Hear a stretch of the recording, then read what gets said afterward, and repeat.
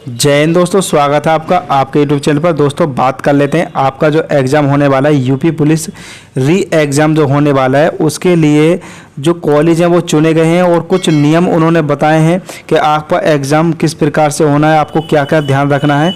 उस नियम के तहत आपका एग्ज़ाम होने वाला है। कुछ महत्वपूर्ण बिंदु हैं जो आपके लिए जानना बहुत ही महत्वपूर्ण है, तो दोस्तों जान लेते हैं। सबसे पहले आप देख रहे हैं कि वित्त विहीन व दागदार कॉलेज नहीं बनाए जाएंगे परीक्षा केंद्र। जिन कॉलेजों पर दाग लग चुका है या जिन्होंने पहले कभी परीक्षा लीक करा दी है, ऐसे कॉलेजों स्कूलों को नहीं लिया जाएगा। सही कॉलेजों को ही केंद्र बनाया जाएगा। और दोस्तों बात कर लेते हैं, जैसे आप देख रहे हैं कि केंद्रों के निर्धारण को लेकर सरकार विशेष सतर्क है। डीएम की अध्यक्षता में गठित समिति करेगी निर्धारण, यानी कि जहाँ परीक्षा केंद्र होंगे वहाँ पर डीएम की कमेटी निर्धारण करेगी इस परीक्षा केंद्र को बनाया जाए या नहीं बनाया जाए, उसकी पूरी जांच करने वाले हैं। अब दोस्तों बात कर लेते हैं, जैसा आप देख रहे हैं भर्ती परीक्षाओं में अब वित्त विहीन निजी तथा दागदार प्रशिक्षण संस्था किसी भी परिस्थितियों में केंद्र नहीं बनाए जाएंगे। सिर्फ राजकीय एवं सहायता प्राप्त डिग्री कॉलेज एवं माध्यमिक विद्यालय ही परीक्षा केंद्र बनाए जाएंगे। जरूरत पड़ने पर विश्वविद्यालय, इंजीनियर एवं मेडिकल कॉलेज तथा राजकीय पॉलिटेक्निक कॉलेज परीक्षा केंद्र बनाए जा सकेंगे। तो दोस्तों जैसे कि परीक्षा केंद्र की सूची चल रही है, तो परीक्षा केंद्र बनाने के लिए जो दागदार कॉलेज है उन्हें नहीं लिया जाएगा। सही कॉलेजों को ही परीक्षा केंद्र बनाया जाएगा और उसके साथ साथ विश्वविद्यालय, इंजीनियरिंग कॉलेज, मेडिकल कॉलेज और राजकीय पॉलिटेक्निक कॉलेज आदि कॉलेजों को भी परीक्षा केंद्र बनाया जाएगा, ताकि आपकी परीक्षा सही से हो सके और किसी प्रकार की कोई भी लापरवाही इसमें ना हो सके। आगे बात कर लेते हैं, परीक्षा केंद्र निर्धारण को लेकर सरकार ज़्यादा सचेत दिखाई दे रही है। इसके लिए डीएम की अध्यक्षता में 6 स्तरीय समिति गठित की गई है। इसमें पुलिस विभाग को भी शामिल किया गया है। परीक्षा केंद्र निर्धारण के लिए 2 श्रेणियों बनाई गई हैं। दोस्तों जो परीक्षा केंद्र है उसके केंद्र बनाने के लिए जो डीएम की अध्यक्षता में 6 सदस्य समिति बनाई गई है, जो उसकी जाँच करेगी कि यहाँ आपका एग्ज़ाम सेंटर होगा या नहीं होगा। और एग्ज़ाम सेंटर जो है वो दो श्रेणियों में बांट दिए गए हैं। पहली श्रेणी जो है उसमें आपका दिया है, पहली श्रेणी आपके राजकीय संस्था तथा विश्वविद्यालय, इंजीनियर एवं मेडिकल कॉलेज शामिल किए गए हैं। जो पहली श्रेणी है उसमें आपके बड़े बड़े कॉलेजों को लिया गया है। और उसके बाद जो दूसरी यानी श्रेणी बी है, इसमें ख्याति प्राप्त एवं सभी सुविधाओं से संपन्न वित्त पोषित शिक्षण संस्था शामिल किए गए हैं, जो कि संस्था ऐसी हैं जहां पर पूरी सुविधा है, ऐसे संस्थाओं को लिया गया है। इनके चयन को लेकर भी 10 बिंदु वाले मानक तय किए गए हैं। जहां पर परीक्षा आपकी होने वाली है उन परीक्षा केंद्रों के लिए भी 10 मानक तय किए गए हैं। वो मानक क्या क्या है उनके बारे में आपको बताने वाले हैं, तो जान लेते हैं। पेपर लीक को लेकर वित्त विहीन निजी संस्थान सवालों के घेरे में रहे हैं। किसी भी परिस्थितियों में निजी संस्थाओं संघ संदिग्ध कॉलेज को केंद्र नहीं बनाए जाने की बात कही गई है। यानी जो निजी कॉलेज हैं वो ज़्यादातर नकल कराने जाने के लिए वो उन पर दागदार हो चुके हैं, तो वो पूरी तरह से बदनाम हो चुके हैं। तो ऐसे कॉलेजों को नहीं लिया जाएगा, सही कॉलेजों को चुना जाएगा अगर ऐसी स्थिति आती है तो। और आगे बात कर लेते हैं कि आपका जो एग्ज़ाम होना है, तो वो जो परीक्षा केंद्र आपके बनाए गए हैं उनके लिए कुछ मानक दिए गए हैं। तो क्या क्या मानक है उन्हें जान लेते हैं। तो परीक्षा केंद्र निर्धारण के जो मानक है वो है इस प्रकार है। पहला है, बस एवं रेलवे स्टैंड कोस्टगार्ड के 10 किलोमीटर की परिधि में हो, जहां आपके बस स्टैंड और रेलवे स्टैंड हो, जहां आपका पेपर रखा जाएगा। कोस्टगार्ड जो होगी उसके 10 किलोमीटर के अंदर ही बस स्टैंड और रेलवे स्टेशन होना चाहिए। दूसरा है, कक्ष निरीक्षण के लिए अध्यापकों और कर्मचारियों की पर्याप्त संख्या हो, जहां पर आपका परीक्षा होगी, पर जो पेपर होगा वो रखा जाएगा, उसके लिए अध्यापक और कर्मचारियों की सुविधा पर्याप्त होनी चाहिए ताकि उसकी सुरक्षा हो सके। तीसरा, विगत 3 वर्षों में कराई गई परीक्षाओं का अनुभव हो, ऐसे कर्मचारी हों जिन्होंने पहले परीक्षा कराई हो, इस प्रकार कर्मचारियों को रखा जाएगा। उसके बाद परीक्षा केंद्र शहर की आबादी के अंदर हो। परीक्षा केंद्र जो होंगे आपके वो शहर के अंदर होंगे, ना कि गांव में आपका एग्ज़ाम होने वाला है। आपकी बात शहर में ही आपका एग्ज़ाम होने वाला है। फिर है आपका परीक्षा केंद्र तक पहुंचने के लिए सड़क एवं यातायात की सुविधा हो। जो अभ्यर्थी एग्ज़ाम देने जाएंगे उनके लिए सभी प्रकार की सुविधा हो, ताकि वो समय से पहुंच सकें। उनके लिए सड़क बहुत अच्छी और यातायात की सुविधा बढ़िया होनी चाहिए ताकि वो समय से अपना एग्ज़ाम दे सकें।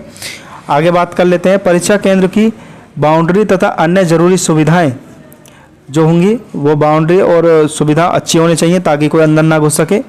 और नेक्स्ट सीसीटीवी लगे हों कैमरे क्रियाशील हों, संस्थाएं व आयोग इसे सुनिश्चित करें जहां आपका एग्ज़ाम होगा, जहां आपका पेपर रखा जाएगा वहां पर सीसीटीवी कैमरे लगे हों और कैमरे चालू होने चाहिए, रिकॉर्डिंग उनकी होनी चाहिए ताकि वो जान सकें कि किसी प्रकार की कोई धांधलेबाजी तो नहीं है, उसमें चेक कर सकें।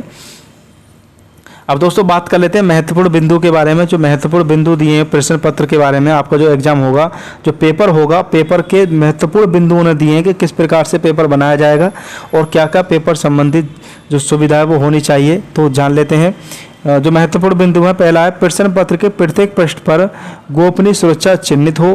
पेपर पर गोपनीय सुरक्षा होनी चाहिए ताकि ये पता लग सके कि पेपर पहले खुला है नहीं खुला है।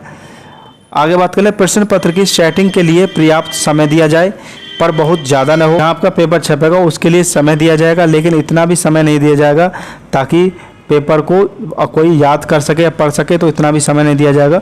पर्याप्त समय दिया जाएगा जिस समय वो पेपर को आसानी से लगा सकें। उसके बाद है परीक्षा नियंत्रक प्रिंटिंग प्रेस नियमित निरीक्षण करेंगे। जो जहाँ पर पेपर छपेगा, जो पेपर छापने वाली मशीन के जो कर्मचारी होंगे वो उसका निरीक्षण करते रहेंगे, किसी प्रकार की कोई गड़बड़ी तो नहीं हो रही है। उसके बाद नेक्स्ट है प्रिंटिंग प्रेस के प्रत्येक स्टाफ के आने जाने का समय रजिस्टर में दर्ज हो। जो पेपर छापने वाले कर्मचारी होंगे उनके आने और जाने का समय भी नोट किया जाएगा।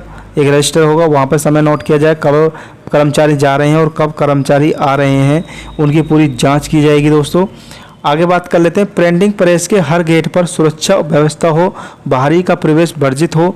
जहां आपका पेपर छपेगा वहां पर जो सुरक्षा है वो ठीक होनी चाहिए, वहां पर सुरक्षा अच्छी होनी चाहिए ताकि कोई बाहर से आने वाला व्यक्ति उसके अंदर न घुस सके। तो ऐसे व्यक्तियों को रोका जाएगा ताकि किसी प्रकार से पेपर लीक न हो सके।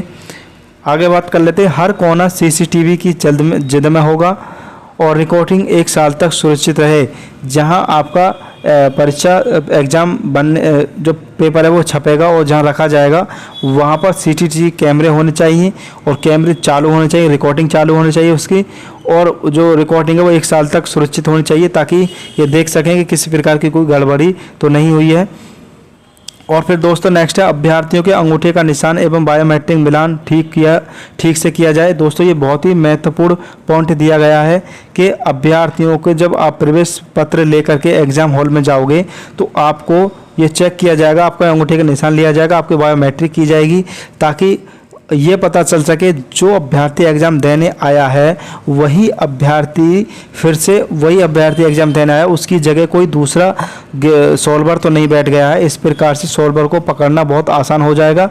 तो जो अभ्यर्थी जिन्होंने अपना फॉर्म आवेदन किया है वही अभ्यर्थी वहाँ एग्ज़ाम देने जाएंगे तो उनको निशान है वो आसानी से बायोमेट्रिक हो जाएगा, जिससे कि कोई दिक्कत नहीं आने वाली है।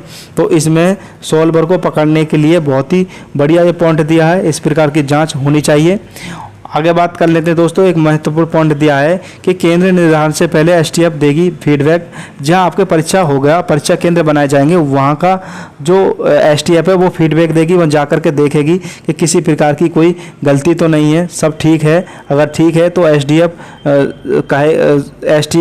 के द्वारा फीडबैक दिया जाए कि ठीक है यहाँ परीक्षा केंद्र बनाया जाए और परीक्षा यहाँ कराई जाए। आगे बात कर लेते हैं केंद्र निर्धारण समिति के डीएम अध्यक्ष होंगे। इनके अलावा पुलिस आयुक्त या एसएसपी या इनकी ओर से नामित अधिकारी वहां पर बने होंगे और एसडीएफ एडीएम जिला स्तरीय एनआईसी अधिकारी, उच्च शिक्षा अधिकारी एवं जिला विद्यालय निरीक्षक सदस्य होंगे। इतना ही नहीं, केंद्र निर्धारण से पहले एसटीएफ ने फीडबैक भी लिया जाएगा। तो ये सभी अधिकारी वह जांच करेंगे कि जो परीक्षा केंद्र बनाया जाएगा सब ठीक है और एसडीएफ से फीडबैक मांगा जाएगा, उसके बाद ही परीक्षा केंद्र को रखा जाएगा। दोस्तों इस प्रकार से कॉलेजों और विश्वविद्यालयों को परीक्षा केंद्र बनाया जा रहा है। आपकी बार बहुत सख्ताई होने वाली है, किसी प्रकार की कोई भी नकल आपकी बार नहीं चलने वाली है। बहुत ही अच्छे प्रकार से एग्जाम होने वाला है। भर्ती बोर्ड ने पूरी तैयारियां कर ली हैं। और दोस्तों अगर आप चाहते हैं कि यूपी पुलिस संबंधित सभी छोटी छोटी जानकारी समय से आपको मिलती रहे तो आप हमारे चैनल को सब्सक्राइब कर लें, बेल आइकन को दबा दें ताकि सभी सूचना आपको समय से मिलती रहें। तो दोस्तों इस वीडियो में इतना ही, मिलते हैं नेक्स्ट वीडियो में। तब तक के लिए थैंक यू, धन्यवाद।